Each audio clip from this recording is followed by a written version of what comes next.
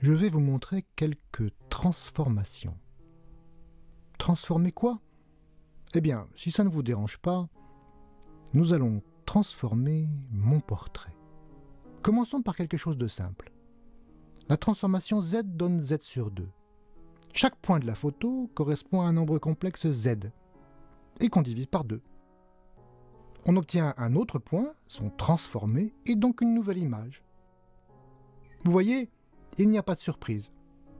Je suis tout simplement devenu 2 fois plus petit, puisque chaque Z a été divisé par 2. Cette transformation s'appelle une homothétie.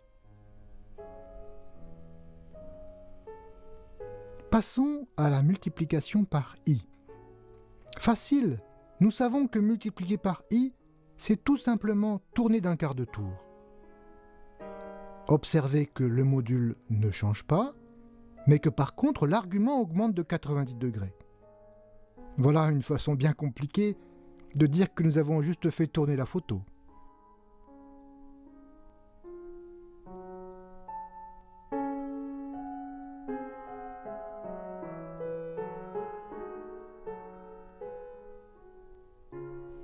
Allez, un peu plus compliqué. La multiplication par 1 plus i. Regardez le nombre complexe 1 plus i. Il correspond au point d'abscisse 1 et d'ordonnée 1. Son argument est de 45 degrés et son module de racine carrée de 2, d'après le théorème de Pythagore. Multiplier par 1 plus i, c'est donc d'une part multiplier le module par racine de 2 et d'autre part ajouter 45 degrés à l'argument. En clair, il faut combiner une homothétie et une rotation. On appelle cela une similitude.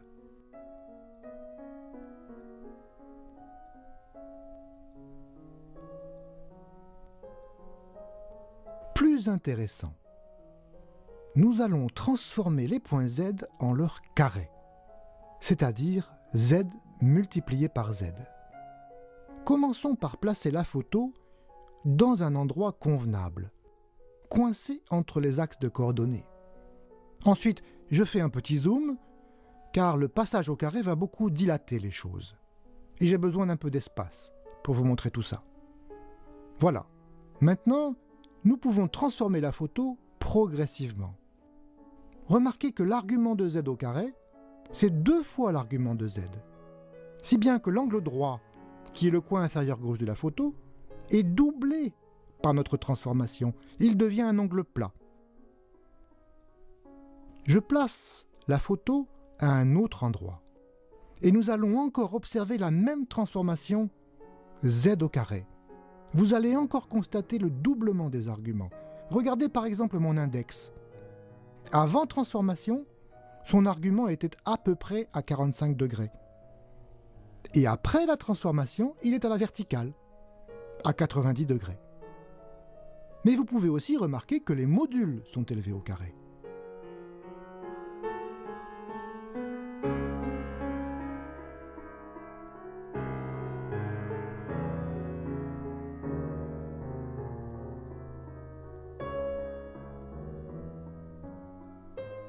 Passons à une nouvelle transformation, celle qui envoie le point Z sur moins 1 sur Z. N'oubliez pas, avec les nombres complexes, on peut ajouter, multiplier, mais aussi diviser, sauf par 0 bien sûr. Cette image ne vous évoque pas la chapelle Sixtine?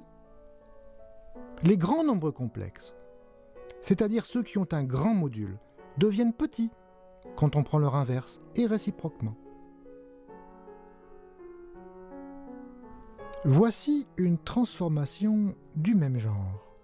Regardez la formule. La valeur de K change peu à peu. Certaines parties sont dilatées, d'autres contractées, mais si on regarde de près, la forme est préservée, même si les longueurs ne le sont pas. Un cercle reste un cercle, même s'il grandit. Ma main a grandi, mon visage est devenu petit, mais vous me reconnaissez quand même.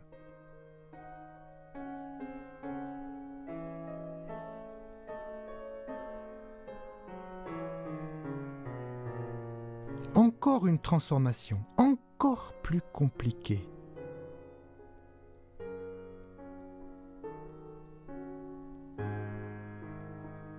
Bon, celle-ci n'est pas vraiment un régime amaigrissant. Mais notez une fois de plus que, même si j'ai grossi, la forme des petites parties n'a pas changé. Si vous regardez un bouton de ma chemise, par exemple, il garde la forme d'un cercle. On dit que ces transformations sont conformes ou holomorphes. Des mots latins et grecs bien compliqués pour dire qu'on garde la forme. Vraiment, avec les nombres complexes, on peut faire beaucoup de choses. On peut même en prendre l'exponentielle, si vous savez ce que ça veut dire. Mais même si vous ne le savez pas, regardez donc le traitement que l'exponentielle me fait subir. Ma tête a disparu? Non. Si on regardait au microscope vers l'origine, on verrait ma barbe. Maintenant que vous savez ce que sont les nombres complexes et que vous avez vu quelques transformations, je vais vous expliquer l'une des choses que j'ai étudiées de très près. Vous voyez ici un certain nombre de points. Certains sont bleus, à l'intérieur du disque de rayon unité, et d'autres sont jaunes, à l'extérieur. Appliquons la transformation z au carré plusieurs fois de suite, et observons le résultat. Vous voyez que les points bleus restent à l'intérieur du disque, et que les points jaunes, au contraire, s'en éloignent, et sortent même de l'écran. On dit que le disque bleu est l'ensemble de Julia rempli de la transformation z donne z carré. Les points situés à l'extérieur de l'ensemble de Julia partent à l'infini, si on répète indéfiniment la transformation. Mais on peut jouer à ce jeu avec d'autres transformations, comme par exemple celle de la forme z carré plus c, où c est un nombre complexe de notre choix. Pour chaque nombre c, on a donc un ensemble de Julia dont la forme varie quand c varie. Voici quelques exemples.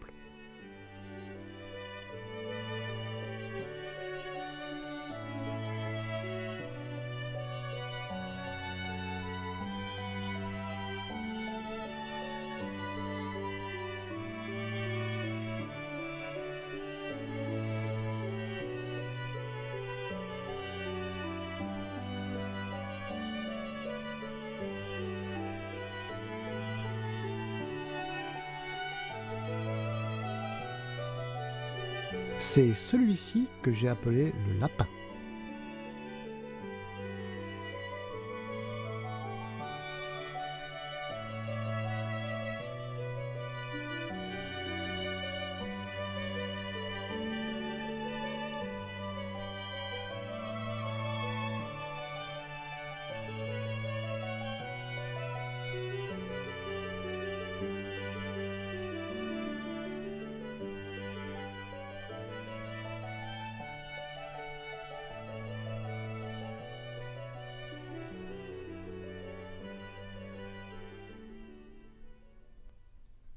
Pour bien comprendre comment ces formes varient, je vous montre deux choses en même temps.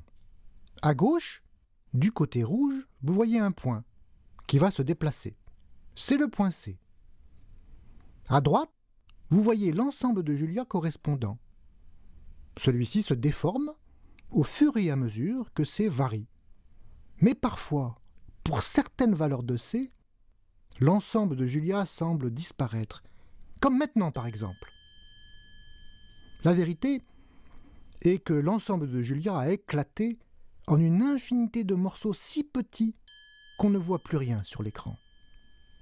Benoît Mandelbrot, celui qui a popularisé les ensembles fractales, a proposé d'étudier l'ensemble dessiné en rouge qui décrit les valeurs de C pour lesquelles l'ensemble de Julia se voit bien à l'écran, c'est-à-dire pour lesquelles l'ensemble de Julia n'a pas explosé en de multiples morceaux.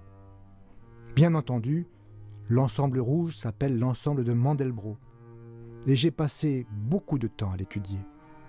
Je vous propose pour terminer de regarder l'ensemble de Mandelbrot de près, de très près et de zoomer à l'intérieur pour que vous puissiez voir à quel point il est beau.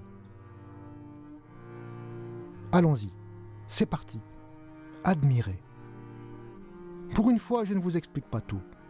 Imaginez l'ensemble de Mandelbrot comme une île noire, entourée par une mer tropicale dont vous voyez les fonds sous-marins.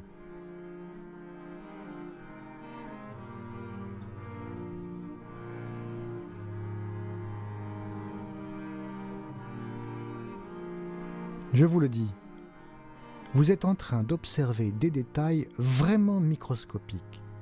Si l'ensemble de Mandelbrot avait la taille d'un terrain de football, eh bien, nous allons examiner des détails de la taille d'un atome, à peu près 1/100000e de millimètre.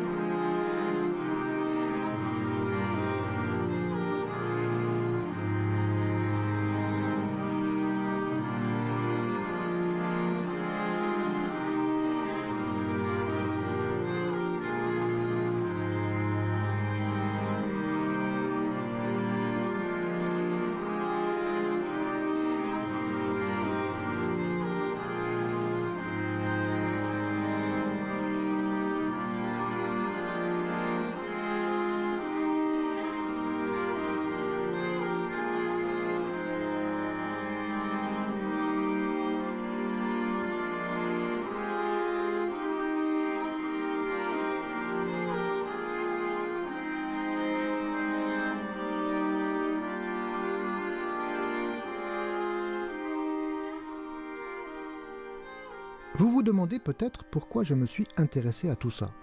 D'abord et avant tout parce que c'est joli, et que la compréhension de ces objets m'a procuré beaucoup de plaisir. Pour moi, c'est une raison suffisante pour y consacrer du temps. Mais aussi parce que dans ces transformations qui paraissent si simples, il y a comme l'essence de ce qu'est le chaos, si important dans la science d'aujourd'hui. Des choses simples engendrent des structures riches. Étudier des phénomènes compliqués, dans leur incarnation la plus simple possible, c'est souvent ça le rôle du mathématicien.